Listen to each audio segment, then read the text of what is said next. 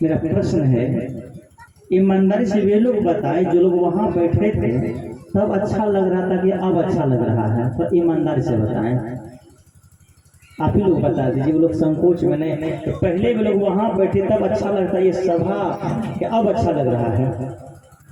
क्या क्या अब अच्छा लग रहा है? तो सीधी सी बात है, आपने क्या सुना?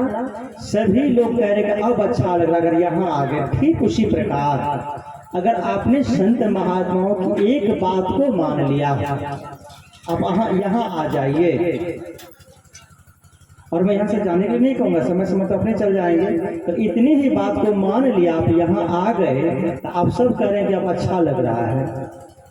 और इसी प्रकार संत महापुरुषों के अन्य वाणियों को, अन्य बातों को मानने लगे तो कितना अच्छा होगा हमारा जीवन।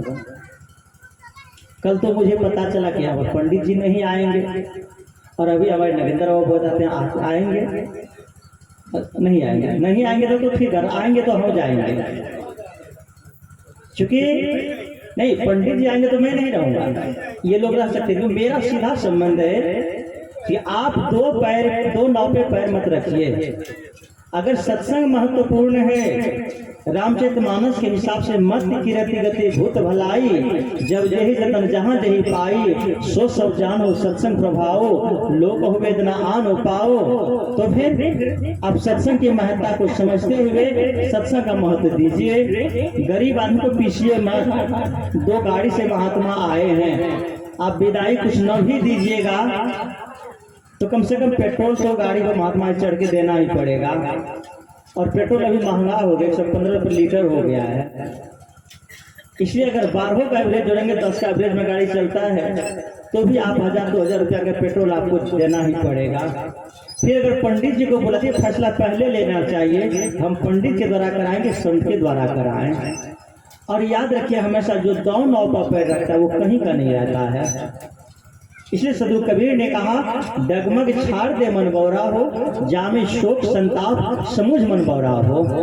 डगमगाहट छोड़ दीजिए। अगर सत्संग सच है, महर्षि में ब्रह्मा जी महाराज को मैंने कई जगह फोटो देखा, यहाँ पर जिस घर में मेरा आसन है वहाँ भी मैंने फोटो देखा, जहाँ हम लोग भोजन करने गए रात में वहाँ भी मैंने फोटो देखा, कल जहाँ मैं एक बार गया बगल में राजू वहाँ भी मैंने फोटो देखा।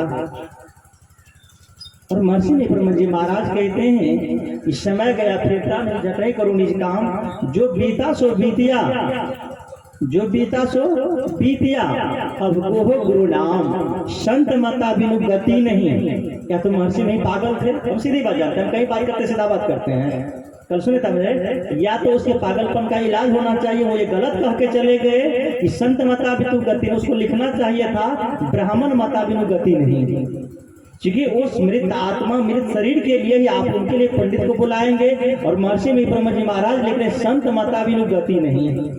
सुनो सकल दे कान, सुनो सकल दे कान, जो तू चाहे उद्धार को बनो संत संतान, में ही भेद या सबको दिया। आगे आप लोग सबको दिया जाता है कि खुद को रहा छुपा। या तो वो पंक्ति गलत है, या रामचरितमानस की पंक्ति गलत है। मत किरति गति भूत भलाई, जब यही जगह जहाँ जही पाई, सो सब जानो सत्संग प्रभाव। तीसरी बात, जब सबरी जाती है महाराज श्री राम के पास में, तो वो राम यही बात बताते हैं, मुक्ति की बात पूछते हैं कि मैं अधम अधम अति नारी हूँ, तामा मति मन अनारी हूँ, के विधि में करो स्तुति तुम्हारी हूँ। सबरी कह रही है कि मैं किस प्रकार से, अभी टाइम नहीं है उतना मैं उसका लंबी व्याख्या कर सकूं, सरल भाषा में कहते हैं किस प्रकार से आपका स्तुति करूं। मैं अधम हूं, जाति की छोटी हूं, नीच हूं, अनारी हूं, फिर औरत हूं, मैं कैसे आपकी स्तुति करूंगी। तो महाराज श्री राम कहते हैं, जात पात कुल धर्म बढ़ाई, बुद्धि गुण बल सब चतुराई, भक्ति बिना न शोभे कैसे, बिनु जल बारिश देखे जैसे। बिनु जल के वर्षा जैसे बादल होता है और बारिश न हो तो किस काम का। सुन भामिनी नवधा भक्ति सुनाओ तो ही पाई, ध्यान धरो सुनो मरमाही। पहले कहते सुनो भामिनी मोर बाता, भक्ति एक मोर तोरी नाता। मेरा और तुम्हारा जो संबंध वो भक्ति के नाते से है। भक्ति के विषय में आप लोग सुबह पाठ में श्रवण किए थे कि संतो भक्ति सतो गुर आए, नारी एक पुरुष दयाया बुझो पंडित ज्ञानी। अगर भक्ति आपकी सच्ची है तो श्री राम जी कहते हैं सबरी से कि भक्ति का मुक्ति के रास्ते क्या है। तो प्रथम भक्ति संतन कर संगा, दूजे रतिमम कथा प्रसंगा, गुरु पद पंकज सेवा, तीसर भक्ति अमान, चौथी भक्ति मम गुण गण कर कपट जिगान, मंत्र जाप मम दृढ़ विश्वासा, पंचम भगति स्वेद प्रकाशा, छठदम शील विरत भव कर्मा, निरत निरंतर सज्जन धर्मा, सातवीं मोम जग देखे मोत अधिक संत करी लेखे। फिर कहते हैं मेरे समान जग में सबको देखना, लेकिन कोई संत मिल जाए तो मुझसे अधिक महत्व देना। आठम यथा लाभ संतोषा, सपने नहीं देखे परदोषा, नवम नम्र सबसे छलहीना, मम भरोसे अर्श न दिन्हा। श्री राम जी कह रहे हैं। अब प्रश्न यह उठता, अगर पंडित सच है तो पंडित को बुलाना चाहिए। और कुछ लोग ये कहते हैं गांव समाज के लोग, तो हमेशा याद रखिए आपको जिस रास्ते से चलना उस रास्ते से चलिए। गांव समाज के लोग आज तक आपको कुछ न कहने आए न कुछ करने आए हैं। कभी समर्थन करता था, कभी एक नियम था, कभी समाज का दबदबा था, आपको 2 सुपारी का भोज करना पड़ेगा, 3 सुपारी का भोज करना पड़ेगा। और ये प्रथा थी, हमारी राजतंत्र व्यवस्था थी। अब प्रजातंत्र आ गया है। आपके जो क्षमता है आप 5 गांव खिलाओ, क्षमता नहीं है 2 घर लेके भोज कराओ। क्योंकि अब न मर्डर आएगा केला का पत्ता काटने के लिए, और न मर्डर का आदमी आएगा 2 पैसा में 2 किलो दूध देने के लिए। सच की झूठ? कोई देगा 2 पैसा में? पहले देता था 2 पैसा में गांव का भोज होता था। 1 पैसा में 1 किलो, जितनी भैंस है भैंस 5 है दूध। आज जाके कहिए किसी को हमको 2 किलो दूध दीजिए भोज है, सीधे 100 रुपया मांगेगा वो। और न वो कटर क्या जलावन चीरने के लिए न केला पत्ता, सब कुछ आप करने स्वतंत्र है, सक्षम है। बस मन में भय बना हुआ है, क्या कहेंगे लोग। ये सबसे बड़ा है रोग, आज का सबसे बड़ा है रोग। और लोग कभी नहीं छोड़, याद रखिए आप कुछ भी कर लीजिएगा ना, लोग कहने वाले कहेंगे। कैसे कहेंगे? एक बाप और बेटा एक बहुत सुंदर घोड़ी खरीद करके जा रहा था। तो घोड़ा एक ऐसा शब्द है, जब लोग चढ़ के जाते हैं तब बहुत, जब गहराई से निरीक्षण करिएगा तब पता चले घोड़ा है या घोड़ी है। लेकिन जनरल भाषा वो कहते हैं घोड़ैया जा रहा है, घोड़ा पर चढ़ के जा रहा है। क्या कहते हैं वो? घोड़ा पर चढ़ के जा रहा है। तो घोड़ी थी, ऐसा होता है। कोई कहते हैं घोड़ी पर जा रहा है, घोड़ी से आए हैं, क्या कहते हैं? नहीं। तो घोड़ा खरीद करके, वो घोड़ी खरीद करके जा रहा था। घोड़ी बड़ी सुंदर थी और घोड़ी गर्भवती थी। तो सोचा हटिया में ये खरीदे हैं, इतनी सुंदर घोड़ी है, चढ़ के जाना ठीक नहीं, गर्भवती है। तो लगाम लगा लिए घोड़ी में, बाप बेटा दोनों जाने लगे। और याद रखिएगा फालतू लोगों की हमारे देश में कमी नहीं है। अभी सुन रहे थे हम लोग, फालतू बहुत है, सत्संग के लिए टाइम नहीं है। टाइम है कहाँ के लिए? कलवा के लिए, खेसाड़ी के लिए, रंगीला के लिए, लेकिन सत्संग के लिए टाइम नहीं है। चले वे लोग सिबरमणि चौक पर। किधर है यहाँ? कोचर हटिया किधर पड़ता है? कौन सा हटिया? इधर नहीं, इधर जो मवेशी हटिया लगता है रघुनाथ घोड़ी खरीद के चला। तो आगे निकला था आया माथावा चौक। 2-4 फालतू आदमी बैठे थे। लोगों ने चर्चा की, देखो कितनी सुंदर घोड़ी है, अब बाप बेटा दोनों मूर्ख है। इतनी सुंदर घोड़ा है, वो चढ़ के नहीं जा रहा है। बाप बेटे लोगों की बात को सुना, विचार किया, चिंतन किया, मंथन किया। लोग तो ठीक है करें, इतना सुंदर घोड़ा पर चढ़ना चाहिए, पैसा लगाए 35,000 रुपया, उस समय की बात है। बाप बेटे विचार किया, बाप के तू चढ़ बेटा के, बाप आप चढ़िए। आखिर फैसला हो कि बाप चढ़ गया घोड़ा पर। बेटा जवान था, जाने लगा। आगे बड़ा माथावा, आगे कौन चौक है? जयनगर चौक। जयनगर चौक पर जब आता है तो लोग वहां पे फालतुओं की कमी, लोग बैठे थे, देखो कैसे कलयुग आ गया। बुढ़वा बुढ़ारे में शौक करा, घोड़ा पर बैठा है। बुढ़ा को लाश शर्म नहीं है, बेटा जवान अभी शौक करने का समय है, तब बुढ़ारी में शौक करके मिटा रहे हैं। बाप बेटा विचार क्या, बात तो ठीक है कह रहा है, ये बात ठीक नहीं है। तो कहा पिताजी कहा बेटा तू बैठ, हम उतर जाते हैं। बुढ़वा उतर गया, बेटा बैठ गया घोड़ा पर। जयनगर के बाद कौन सा चौक पड़ता है? मंदिर चौक, फुटानी चौक। फुटानी चौक है तो वहां फालतू लोगों की कमी नहीं थी, वहां पर बैठे थे कुछ लोग। अब वो लोग देखे का देखा घोर कलयुग आ गया है, दया धर्म कुछ नहीं। देखो बूढ़ा बेचारा, बूढ़ा थका हारा पैदल जा रहा है, छोड़वा देखो लाजो नहीं होता, सब होता घोड़ा पर बैठ के जा रहा है। अब क्या करे, बड़ा झंझट पड़ गया। दोनों पैदल चल रहा था, तभी लोगों ने कहा। बाप बैठा तभी लोगों ने कहा, बेटा बैठा तभी लोगों ने कहा। अब क्या क्या विचार करे, आप एक ना कर दोनों आदमी बैठ चलो। बाप बेटा दोनों बैठ गया, घोड़ी पर चल दिया। अब क्या करेगा, लोगों से बचने के लिए कुछ करना पड़ेगा ना।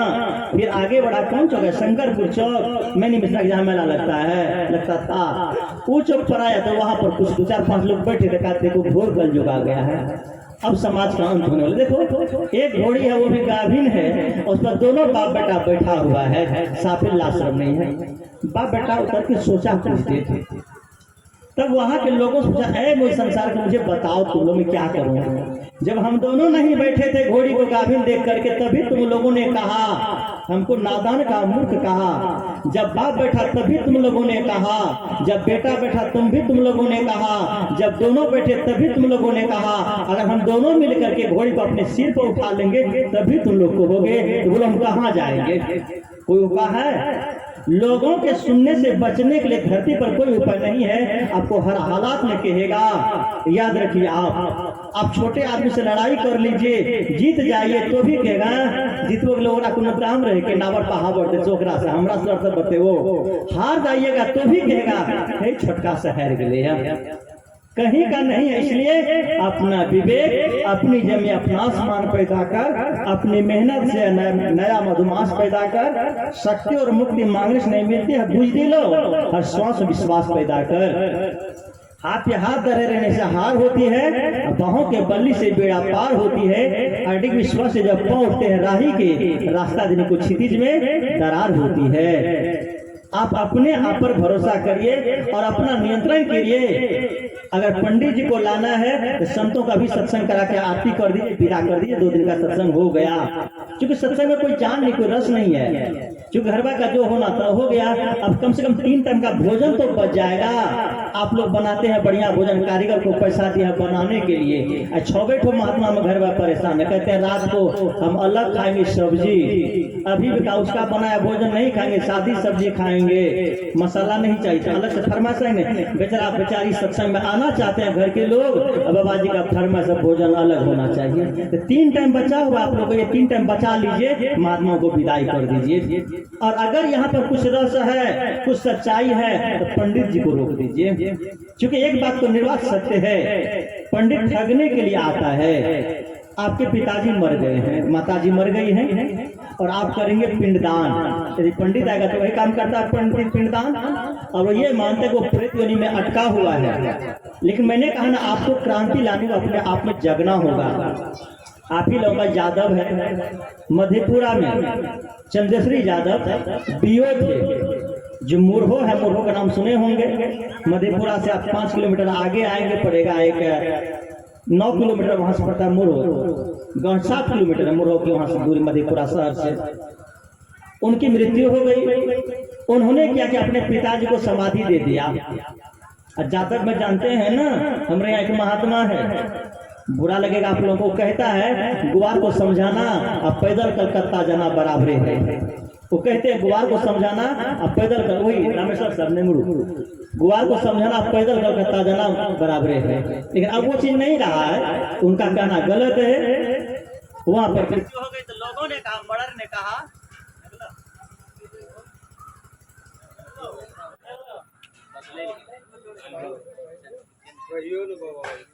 बोलिए। हाँ तो सुने पिछला वाला पगड़ी वाला सुने हमारा आवाज, बोलिए सदनुदेव की। तो लोगों ने कहा, मर्डर ने कहा, हमरा सब भोज नहीं खेलियो तो हमारे हिंदू रीति रिवाज, हमारे धर्म को तूने मटिया मेट कर दिया, हम लोग तुम्हारा भोज नहीं खाए। उन लोगों ने कहा भोज नहीं खबो तो नहीं खा, कल के नहीं खबो नहीं खा देवो, नहीं खबो तो खा किया देवो। और वहीं पर एक विजेंद्र बाबू है, सच्ची घटना है, 2018 की घटना है, आश्विन महीने घटना, यही महीना है। उन्होंने कहा कि साहब जी ऐसी ऐसी बात हो गई। हमने कहा ठीक है, न खाता मत खा लीजिए, न जगह भोज खाने, एक टाइम खाने क्या पेट भर जाता है, जीवन चल जाता है। वैसे भी हम भोज के विरोधी हैं, भोज उठना चाहिए। हालांकि यहाँ बड़ी खुशी मिली, क्या कोई दबाव नहीं है, खाने 2 घर लेकर आए, बड़ी खुशी की बात है, वो विषय अलग है। तो मैंने कहा साहब जी आप तो कहते हैं बढ़िया, आप लोग क्या आगे ना अपना पीछे पगा, आप लोग तो निपुत्र है, निर्वंशी है, कुछ है नहीं आप लोग के पास में। ये तो परिवार वाले हैं, कल बेटी की शादी है, कल बेटा की शादी है, शादी अब ये अलग विषय, परिवार की परिभाषा बदल गई है। आज किसी से पूछ लीजिए यहाँ परिवार का मतलब क्या होता है। परिवार का मतलब हम दो हमारे दो, है कि नहीं है। अगर किसी से पूछ लिए परिवार अहला या, तो परिवार का मतलब होगा हाँ कि पत्नी बेटी बेटा। हमसे बढ़िया अंग्रेज है जो परिवार को क्या कहते हैं अंग्रेजी में, फैमिली। परिवार का अंग्रेजी में क्या कहते हैं, फैमिली, जिसका स्पेलिंग होता है FAMILY। इसका फुल फॉर्म होता है F for father, A for and, M for mother, I for I, L for love, Y for you, father and mother, I love you. Family, FAMILY, family, father and mother, I love you. पिता और माता में तुम्हें प्यार करता हूँ। जिस घर में पिता और माता को प्यार मिलता है, पिता और माता को सम्मान मिलता है, समझना चाहिए वो परिवार है। जहाँ पर इसका तिरस्कार होता है, समझना चाहिए वो नरक का द्वार है। तो वहां पर कहा हमारे परिवार हैं, साथ में रहेंगे, आप तो रहेंगे नहीं। मैं बात तो सच। मैंने कहा लोग कैसे है ये मुझे बताइए।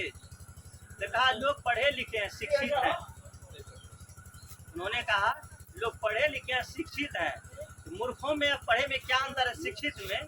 एक शिक्षित होता है जो भीतर शिक्षित है, पढ़ा लिखा पता है ना। एक होता पढ़ लिए, डिग्री प्राप्त कर लिए हैं, एक होता शिक्षित होना।